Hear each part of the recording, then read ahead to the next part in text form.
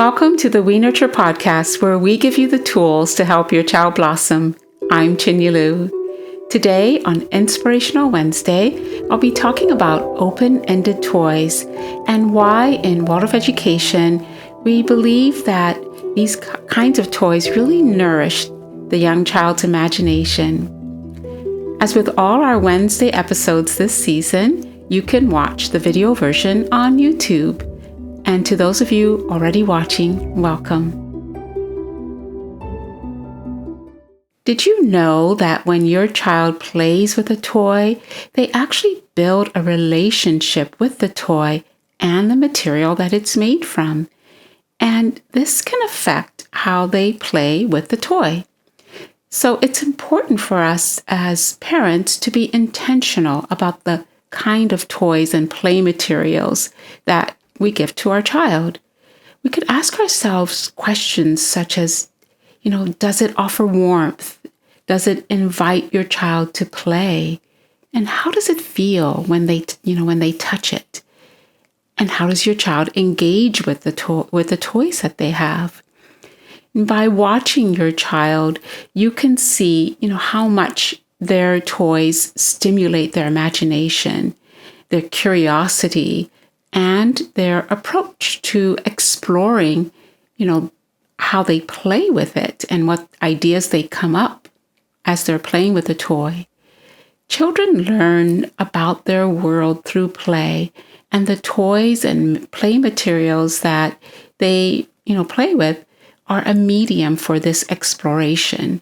And because play is, as we say in World of Education, the young child's work, it's really important that their work, their play, that we offer them the best materials that we can so that this can really develop.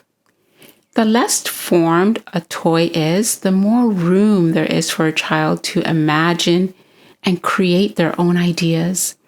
Open-ended toys give children freedom to create, and because they aren't fixed, they can be used in a number of ways. I think this is a good place to say a bit about fixed toys so that I'll hopefully be able to convey an understanding of the Waldorf approach to imaginative play with open-ended toys. We can easily recognize a fixed toy as a toy that was made to be used in one way and was designed perhaps for just one specific purpose. We can also, refer to this type of toy as closed-ended. When a child plays with a fixed toy, the way that the toy, has been designed often directs them in how to play with it. Or it might be a product, from a television cartoon or perhaps a movie. And then when children play with toys like these, then they are guided by what they've seen on the screen or in the movie or the cartoon to play with the toy in that way. And so then, the purpose in the child's play with a fixed toy, they've been shown just how to play with it, how to use it. So how does a fixed toy stimulate a child's imagination? I think this is another question we need to ask ourselves. How does the toy challenge them to be creative and come up with their own ideas? Where can they discover their freedom when playing with a toy that is closed-ended? It's very difficult, but because children naturally have, a desire to be imaginative, to be creative, some will play with fixed toys in ways that it wasn't designed and, wasn't designed for. And this is really thrilling, to see. It shows that there's been some kind of a breakthrough, so to speak, in the child's imagination, and that they are allowing themselves to play, or I'll use the word, think out of the box, so to speak, and that box being the closed-ended toy. This is just when a child is using that closed-ended toy in different ways. This is just what we want to see, because it tells us that the child is wanting out of their own will to impose their own ideas in their play. Closed-ended toys are someone else's thoughts and ideas that have been, so to speak, digested and then served to the child. So then the question is, what is left for the child to digest? What is left for them to then create from? If we look at this from the perspective of nourishing food, the child eats food and then the food is digested. Having to chew food is work, and it's also work for the body to digest food. This work is necessary to build and strengthen the body's digestive system. When we see this from the perspective of the child's toys and play materials, hopefully, a connection, you can see the connection there too, that when they have the possibility of playing with open-ended toys, this really builds something within them, and that is their creativity, their imagination, and their thinking. When a child plays with open-ended toys, so much more is required. So for example, let's say the open-ended toy is a rather formless, small wooden block. The child looks at it, holds it in their hands, and then begins to imagine what it could be, depending on what they are playing in that moment. As their play changes and transforms from one moment to the next, the toy's purpose will transform too. What does this do for the young child's brain is that it develops flexibility instead of fixed thinking. This is just so very powerful. It develops their imagination and their ability to just be able to think of ideas and possibilities that perhaps, are very, not perhaps, but are indeed, very new. Children are our future thinkers and thought leaders, and this is why supporting the development of their ability to think out of the box in creative and imaginative ways, and to transform what was into what has not even yet been imagined. And this is one of World of Education's goals when it comes to educating young children, is to be able to really think in this out of the box, in this creative, imaginative way. And this begins in the earliest of years. But having said all that I've said, it's also important that I mention that 2-year-olds need to play with toys that represent actual objects, closed-ended toys, so to speak. This is because language is still developing at this stage, and they are naming everything they encounter, like chair, light, table, and so on. So we mustn't confuse them by handing them a toy or play material and call it something that it's not. Later, when they are closer to 3, we'll begin to notice that they have begun to creatively play with their toys using their own imagination and their own ideas. I also want to say that it's not necessary for every toy that a child plays with to be open-ended. Both serve a purpose. What is supportive in the early years is to have as many open-ended toys and play materials as possible so that your child's brain can develop in this, with this plasticity and with imaginative thought that will benefit how they think in future years.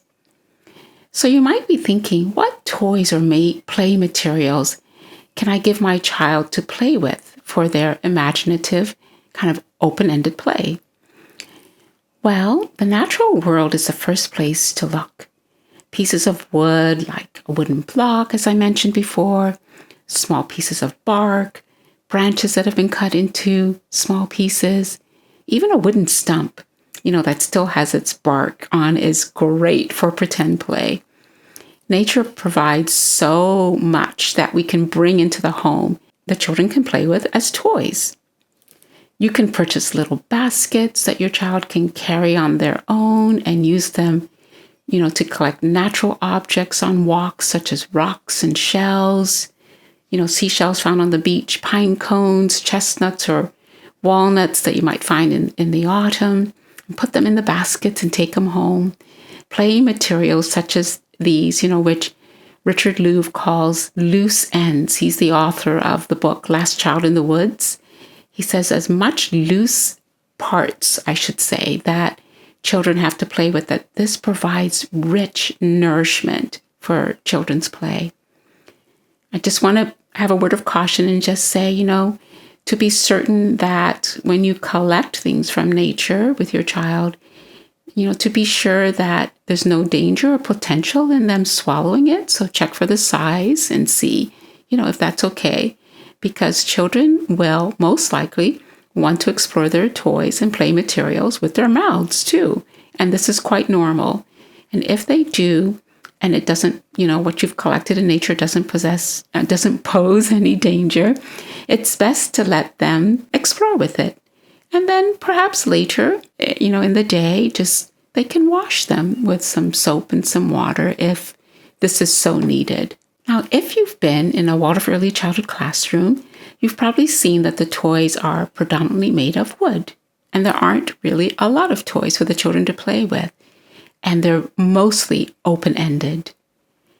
Now, when parents visited my classroom when I was teaching, I was often asked about the qualities of wooden toys, because most of the toys in the classroom are made from wood.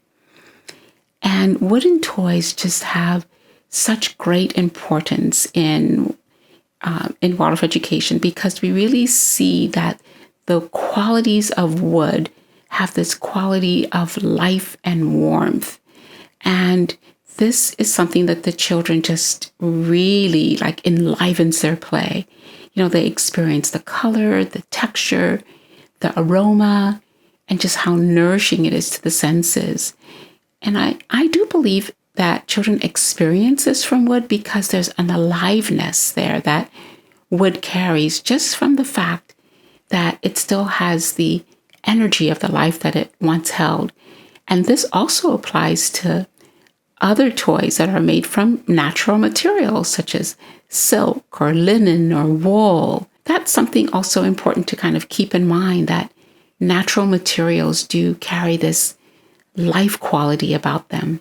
So if you're already thinking about what open-ended toys your child, could benefit from, again, consider wooden toys and play materials that are found in nature, play materials made from natural fibers, and also loose parts, as I mentioned earlier. These work very well for children to play with and as open-ended toys.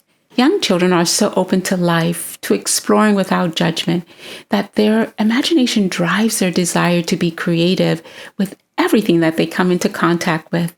And unless we clearly define what can be played with and what cannot, they will reach for it all. So it's a good idea to keep what you don't want your child to play with up high. And this way, there's no need for them to constantly hear no or to have things taken away. So this is also another aspect that supports the young child's ability to just play with their open-ended toys in a very fluid way, by us just really securing, what they should not play with and keeping that environment very open for them. So here's an invitation, or maybe a challenge for you. What in your home could work as an open-ended toy? Can you drape bed sheets over your dining table or kitchen table to make a fort for your child to play in? Can you line up chairs to make a pretend train? Can you use the sofa cushions, maybe perhaps leaning them against their sides to make a boat for your child to climb in and sail away? Children also come up with their own amazing ideas.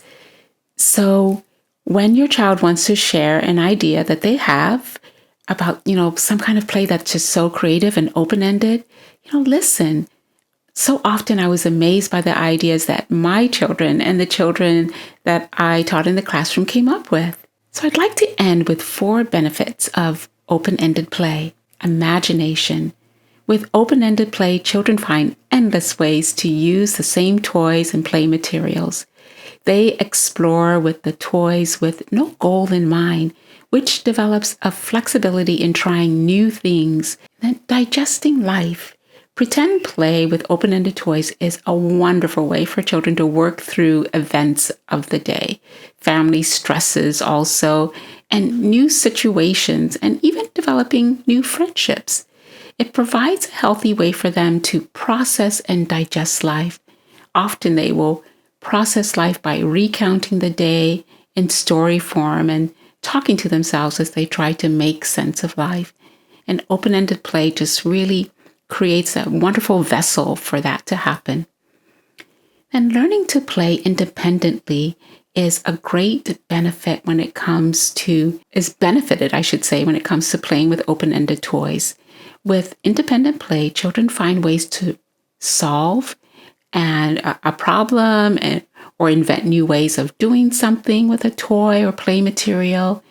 And often children, even the very, very young, will be able to play independently for long periods of time. A few things to keep in mind when it comes to independent play is you'll need to be flexible and let the mess happen as your child gets lost in their imaginative world. And not just saying this particular with independent play, but independent play, I think, along with, open-ended toys, they just really support each other. And then finally, there's so much structure in the child's life. And playing with open-ended toys really offers some relief and reprieve from having to do things according to how, they have been instructed. Playing with open-ended toys helps to calm children, especially because they're also enjoying playing without, expectations or rules, or even without our expectations, without having to be, concerned about whether they're doing something right or wrong. Just having the freedom to explore and to be creative is some of the best nourishment we can give our young child. Well, I hope you've been inspired by the ideas that I've shared here, and it would be wonderful to hear from you about the kinds of open-ended play that's happening in your home for your child. Tune in tomorrow for Seasonal Thursday. We'd love to have you connect with us on Instagram at @we_nurture. And we're always so grateful when our listeners rate, review, and subscribe to the podcast, because this helps us to reach more parents, more families. I'd also like to add, if you're looking for one-on-one parenting coaching, you can book a parenting coaching session with me at WeNurtureCollective.com. We have a children's book that you can also purchase for your child. It's called The Three Little Deers and the Great Storm, and it's a companion storybook to episode 50 on our Stories for Children podcast. You'll find all the details on our website at WeNurtureCollective.com. Thanks so much for listening and watching.